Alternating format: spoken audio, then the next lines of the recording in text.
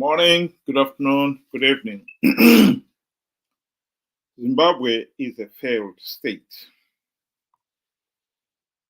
The issue of bad governance has stayed with us for the last 44 years. We cannot deny that we are failing to govern ourselves. Ian Douglas Smith, at one point, predicted, 1975, in fact, he predicted that if Zimbabwe blacks are to rule themselves, people will be in towns, will be walking on sewage until they believe it's normal. But I don't think even he would have predicted that we will be 44 years after independence and we'll still be struggling to govern ourselves. We're still failing to get off first base, holding free, fair, and credible elections. And human rights are the order of the day. Bench, this is heartbreaking. Yes, it is. Thank you for joining us to our viewers. You know, it's sad to find out that that what we fought for is what we are denied.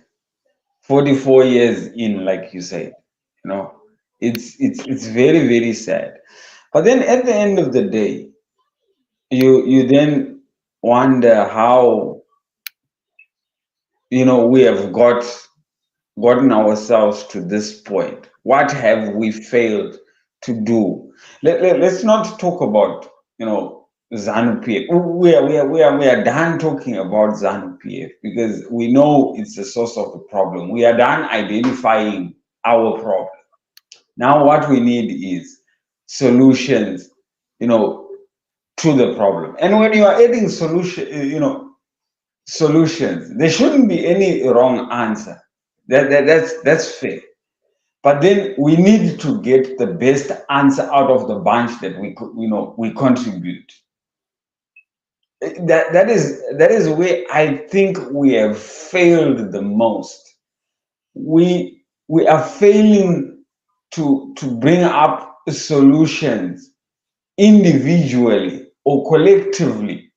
We are relying on an organization, a person to say, if they don't say so, we are not going to do. Or if somebody says otherwise from what our leader has said, that person there is an opposition. So if you are in the opposition, the other person, the one that suggests something otherwise, he becomes a ZANU PF member, or vice versa. If you are in ZANU PF and you say something, you have become, a triple C or a Chamisa person. I think that is where we have actually blocked all avenues for us to grow as a people, to grow as a country, to figure out our way out of this mess. I think that is the biggest problem, and we are here because of that. We are stuck on first base because of that. Yeah, in the picture there, we are seeing some of the latest human rights activists who were arrested by the regime. There have been photos going in the social media of one of these guys with his bottom turned black following the torture he received. And I've seen videos of this particular arrival at the court, and the guy can hardly walk. This is the human rights abuse that we received from the white regime, and now we are turning it on ourselves. It's black on black. Mnangagwa has been boasting that the jails are not full, and he's going to descend on anyone who dares hold public protests like a ton of bricks. And yet, the right to peaceful demonstration is a fundamental right that everyone should enjoy.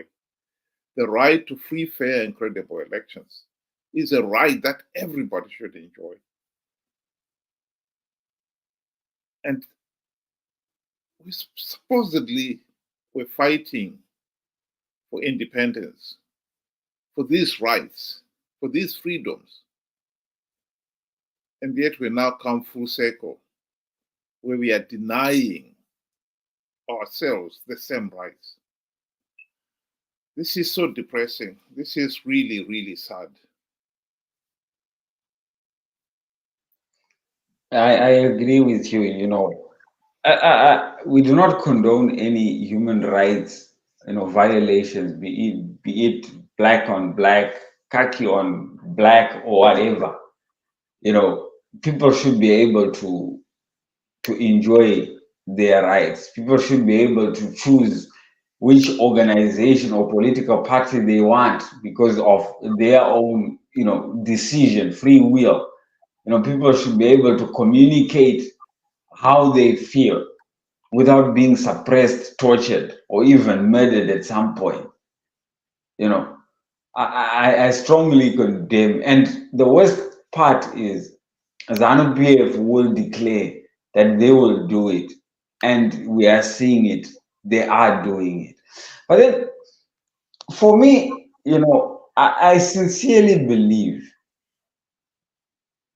Zimbabwe can be helped from outside as well. But the whole fight for our democratic rights should start from within Zimbabweans. And when I say from within, not just within the boundaries, but Zimbabweans across, the world.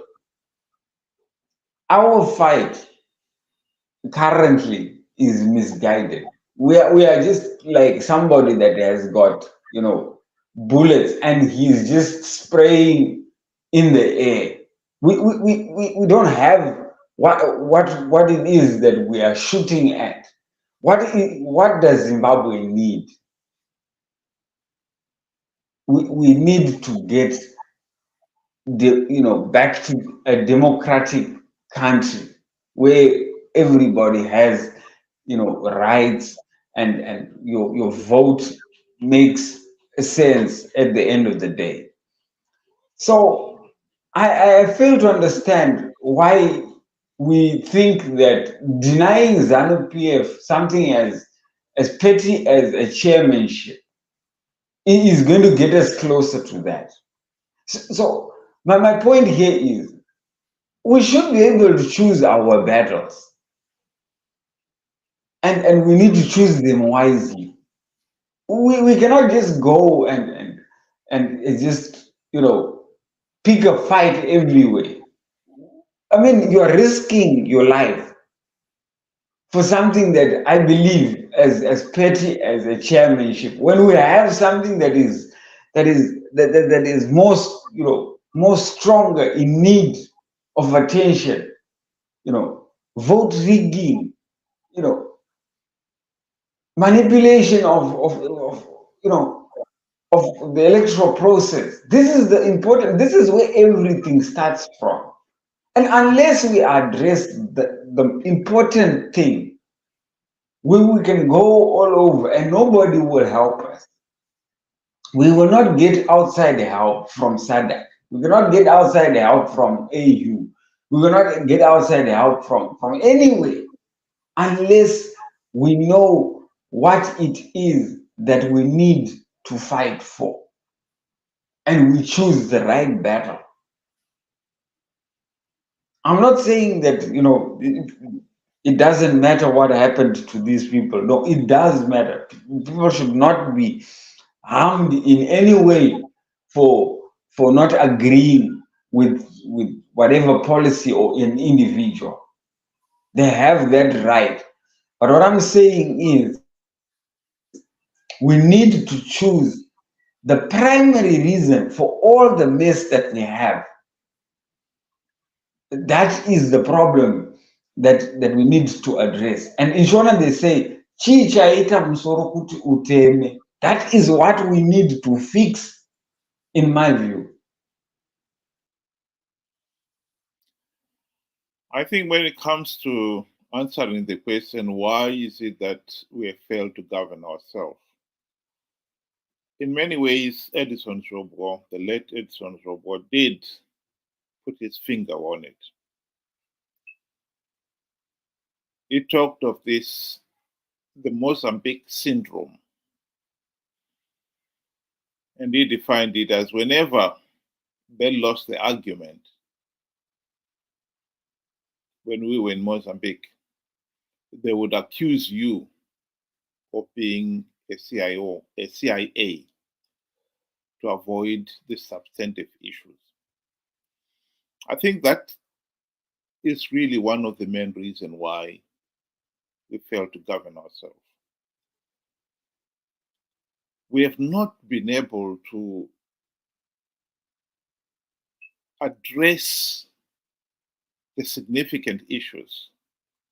The issue of, for instance, free, fair, and credible elections. When you speak to our leaders, what is free, fair, and credible elections? They'll never give you a definitive answer. They will avoid it. They will claim that elections were free, fair, and credible, when clearly they were not. I mean, for somebody like Emerson Mnangagwa to maintain that last year's elections were free, fair, and credible is an outrage. Are we saying here Mnangagwa does not know what constitutes free, fair, and credible elections?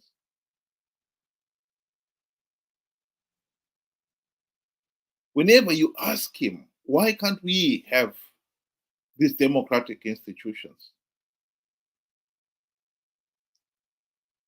You are accused of being a puppet of the West.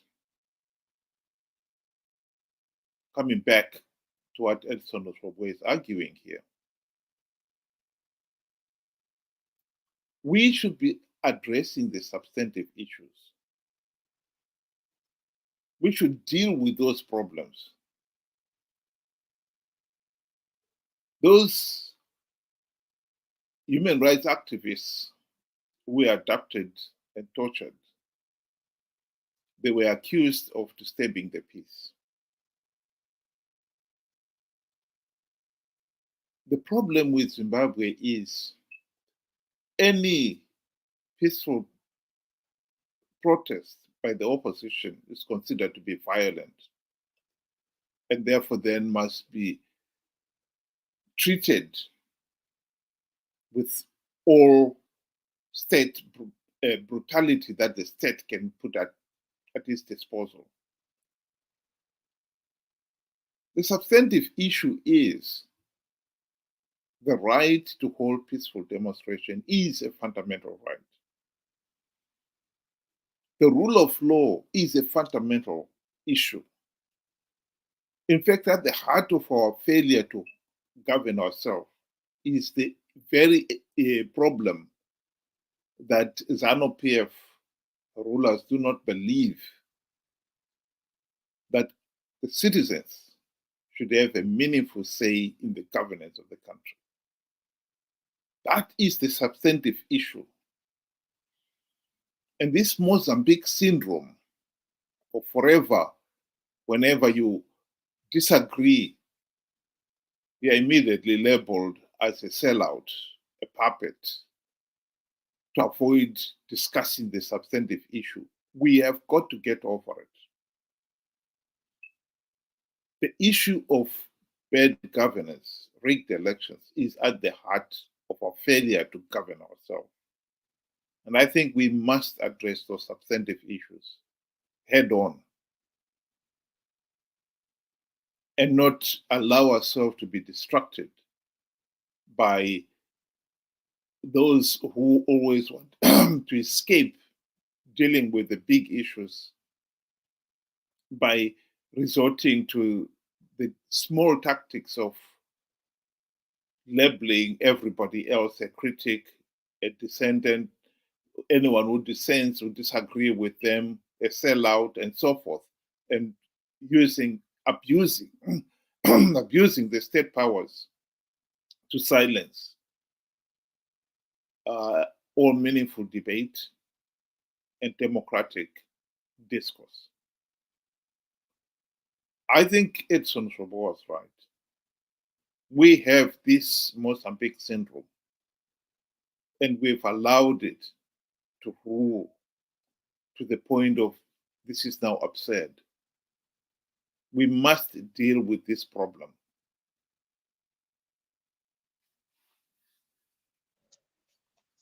Yeah, I agree with you. And one thing that we need to also add is we should not keep on blaming others for what we have failed to do for ourselves. Right now there is all the talk to say SADC did not help us. SADC is is just quiet about this whole legitimacy issue and things like that. You know, I must say, yes, SADC could have done more. I agree, but SADC did not, do nothing. Some SADC did something. SADC has always been doing something, just like many other international observers that come to observe our elections. They have always recommended. Those recommendations are just the same as reforms. Basically, that is what they are talking about. You know, we cannot run away from the fact that whatever we are doing now is not working. We have to agree at some point that whatever we are doing now is not working. We need to fix it. And SADC has always been giving recommendations. Try doing this, try doing that. The European Union, try doing this, try doing that. Or you need to do this, you need to do that. But we have always, completely shut our ears to that part and focused on, issues that are petty issues. That is what we have always focused on. Sometimes to the extent where I now personally think that, whoever we are tasking to say will bring us change, it doesn't want to give us change. Because, they've always been saying, fix this. But we have never been doing that. Have we ever done that? I don't see. We go to parliament, we talk about corruption. We know there is corruption. Yes, it's a very, very important subject to talk about. We know there is a lot of things that are happening. They are equally important, yes. But what we need to do is to figure out what chichaita musoro uteme. That is the fundamental problem that we need to address. And SADC has gone the extra mile this time by denying ZANU-PF legitimacy and giving us, on top of that, recommendations. Do this, do that. The European Union has always done that. 23 the last time. This time I'm not sure how many they gave us. The AU did exactly the same thing. Why are we not choosing to look at that? This is where I say those that we have tasked to change are not willing themselves to, to, to, to change. That is how I think this whole thing is set up. I'll just play a short clip where Mnangagwa himself is denying the point that 2023 elections were flawed. That ZANU-PF rigged the 2023 elections. Vana vakatuka ZANU-PF kana ndonyanyisa kufara ndokuita tiri kuita zvakanaka. Ukavona vavengi vako vachikurumbidza unenge uchikanganisa. Ukavona vachiti ZANU-PF yakaipa, farai. Because you are doing great things for your country. Hongu takaita maelections edu kuna vamwe vaitaura zvisina musoro zvikanzi maelections anofamba zvakanaka ndezvavo.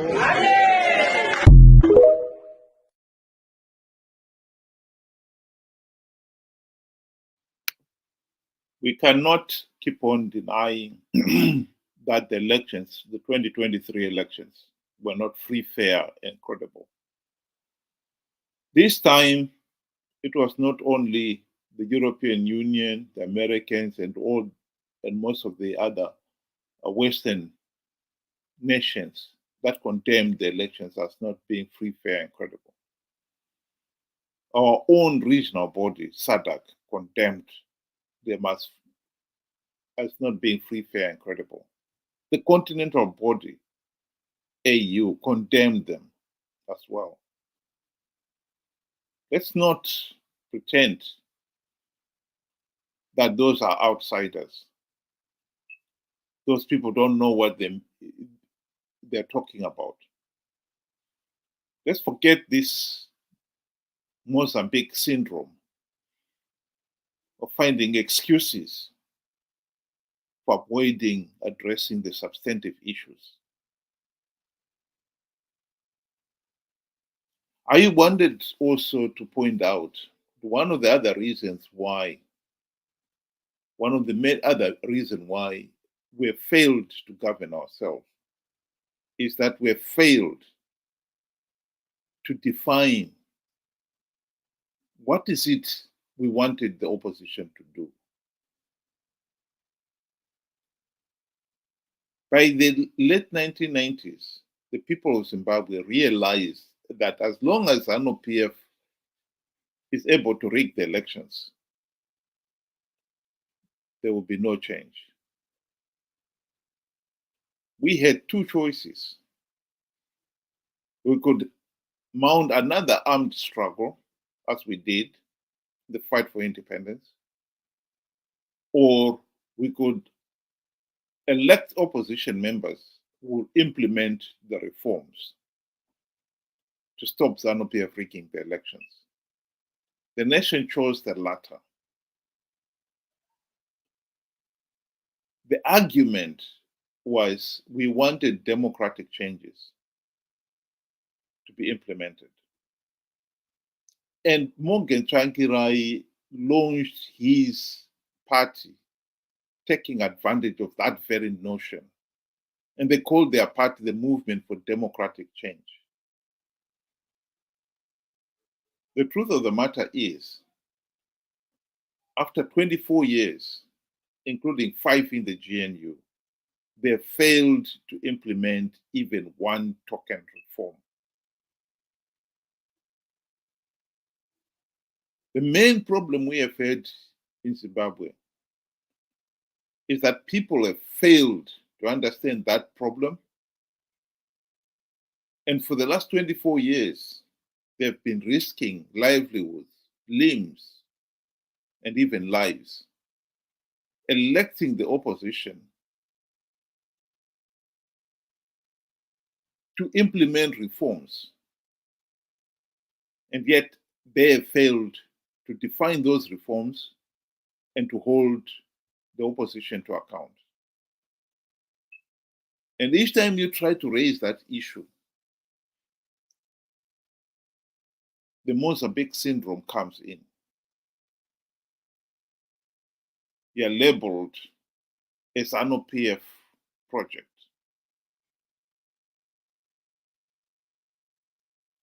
Why is it that now I'm a ZANU-PF project? For asking why is it that MDC have failed to implement reforms? They've had 24 years, for Pete's sake. They failed to implement even one reform. And it is this failure that is at the base, the root cause of why ZANU-PF has been able to continue to rig elections.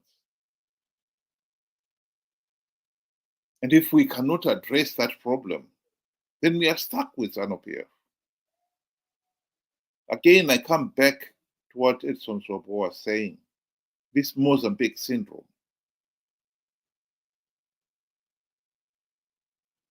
The issue of why we fail to govern ourselves is important.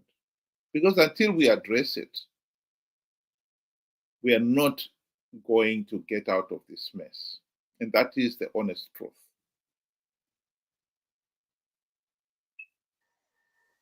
Yes, I agree with you. And, it all comes down to us, as the citizens of Zimbabwe.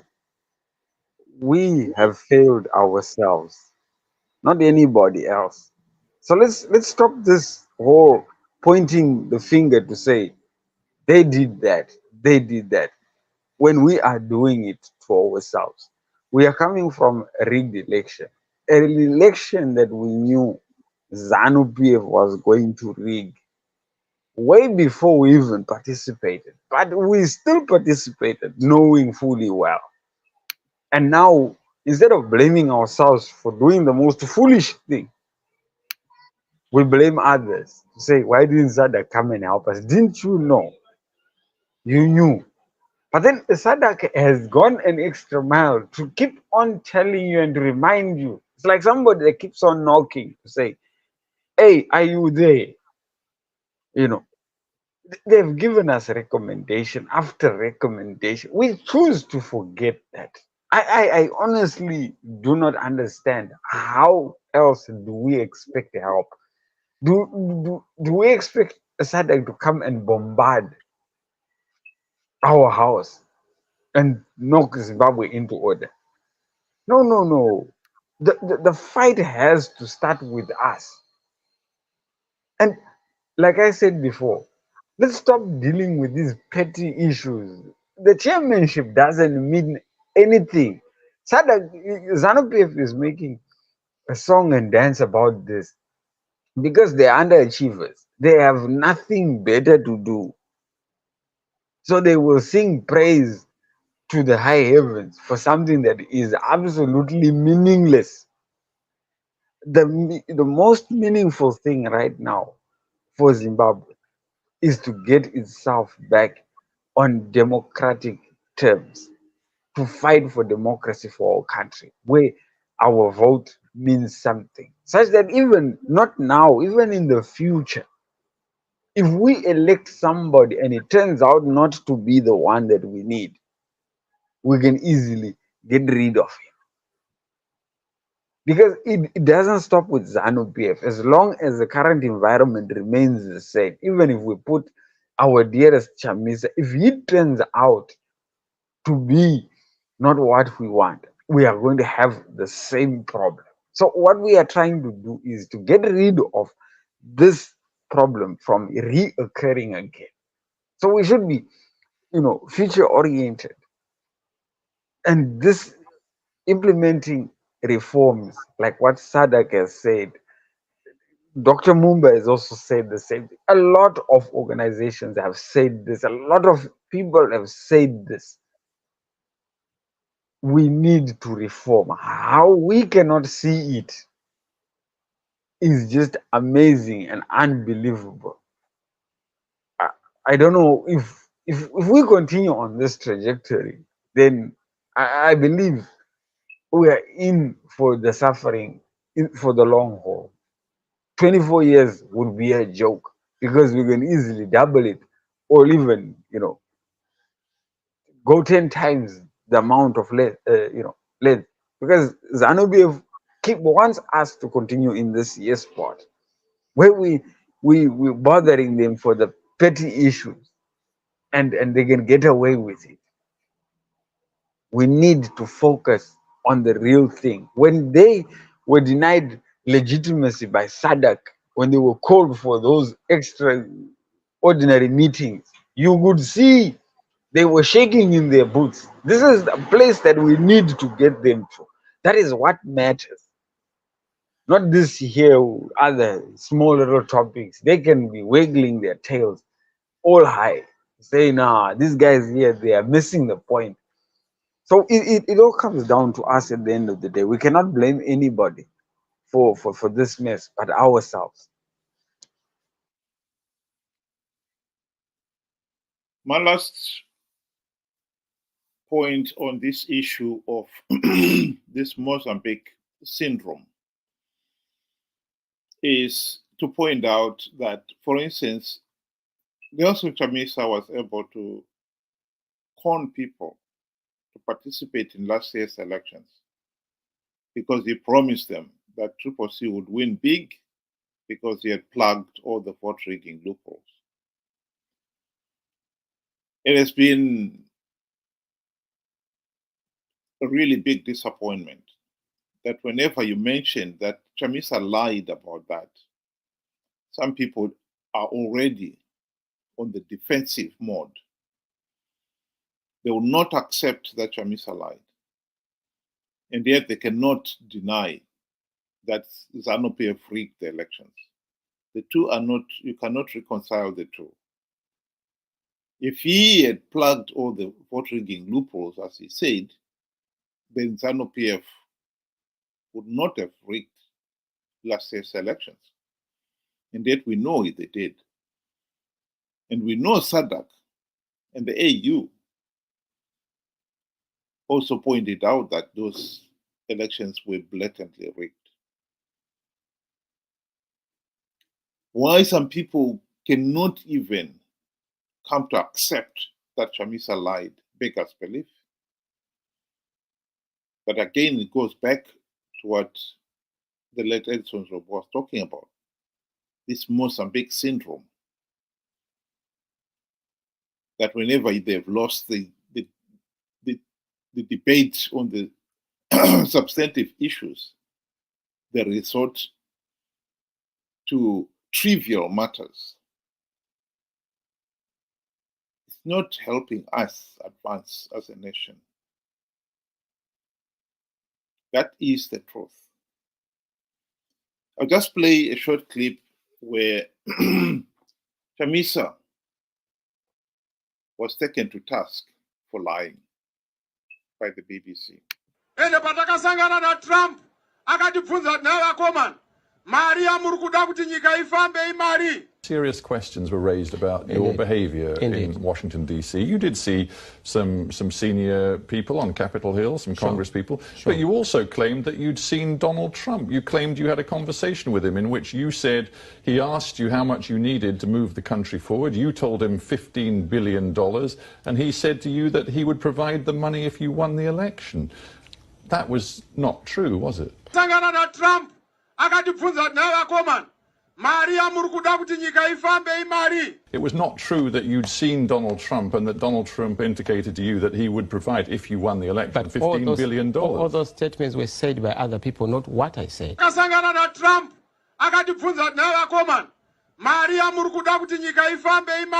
Well, no, because there is a video which shows you at a rally in January back home in Zimbabwe saying that Donald Trump had pretty much promised you $15 billion. To be clear, because some people in Zimbabwe are still confused, you're now telling me you did not meet Donald Trump. We did not.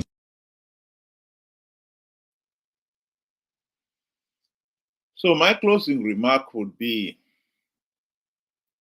as we move towards 2028 elections, this issue of failure to govern ourselves must be at the forefront of our minds.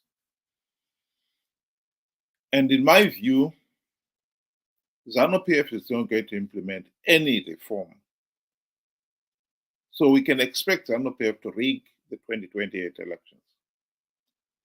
I do not see Chamisa and company stopping participating in those flawed elections. I think they will. But what I'm hoping is that people will have opened their eyes and realize that the substantive issue here is participating in flawed elections will only give ZANU-PF legitimacy. And I believe if significant numbers of Zimbabweans refuse to participate in 2028 elections and condemn them for what they are, SADC, they've already put their mark. They condemned last year's elections as flawed. If they were to do that again in 2028, ZANU-PF would not win political legitimacy. We'll put an end to this case of rigged elections and bad governance. Thank you very much. Ben, I don't know whether I want to give your last remarks there. Yes, in closing, I think you touched the part that I exactly wanted to say. Our fight is for democratic reforms, period. This fight for any other business should stop. We are wasting our energy and our time, and our livelihoods on trivial matters. The most important matter is we need to get the reforms implemented. And it has shown that the current crop of opposition that we have are not in it for us. They're in it for whatever they gain from participating. Let's not forget that they get something for participating. This is why they are very eager. This is why the numbers of opposition is on the rise. There's things like Pollard, there's things like money that they get for if they get a certain significant, followers or vote count. Those are the things, seats. Those are the things they're mainly, those are things that they're driven by and nothing to do with reforms. So we need to now look for individuals that are serious about these reforms. And then we can start moving forward as a country. I sincerely also believe that is where our fight should be. And Dr. Mumba said it very clearly. We should fight before elections. And we must fight even harder now. And I believe if we do that, even SADC will have no choice but to come to our aid. Thank you. Thank you very much, Ben, there. I'll just ask Kay there with the remark. The question still remains, did Chamisa lie about plugging all the vote-rigging loopholes? To say, may God remember you, Mr. Chamisa, I don't know, he in his making those promises, he always prefixes it with the hashtag, God is in it. If you are saying he lied, then why the hell did he say God was in it? I believe Chamisa lied and conned millions of Zimbabweans to participate in a flawed elections to give ZANU-PF legitimacy. I fail to see how anyone can see it any other way.